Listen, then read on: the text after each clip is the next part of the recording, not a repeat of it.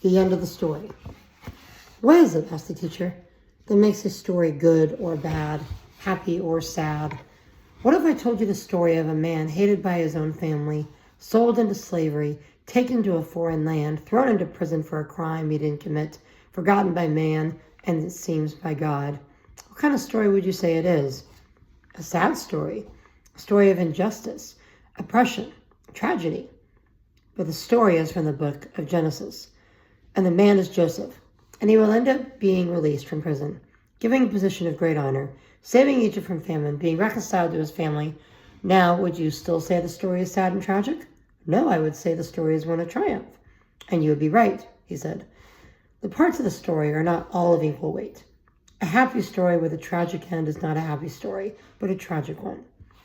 A tragic story with a triumphant ending is not a tragic story, but a triumphant one.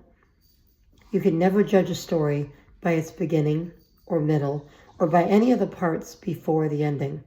It is the ending of the story that determines everything that went before. Always remember that.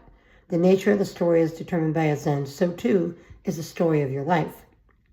You can never judge your story by some current circumstances and problems. For as long as you are on earth, you haven't seen the end of the story. So then no one can ever know what kind of story you're in. Now so, said the teacher, if you're a child of God, the end of the story is revealed, which is victory, restoration, triumph, blessing, joy, and glory. And it's at that end that makes your life a good story, a wonderful story. Therefore, when you look at your life, see everything in the light of the ending, every problem, every defeat, every sorrow, every failure, every evil. There is only the components of the story of triumph and glory. Fix your eyes on the end of the story. Press on to the end, for that's what makes your story, your life, a great one. The mission.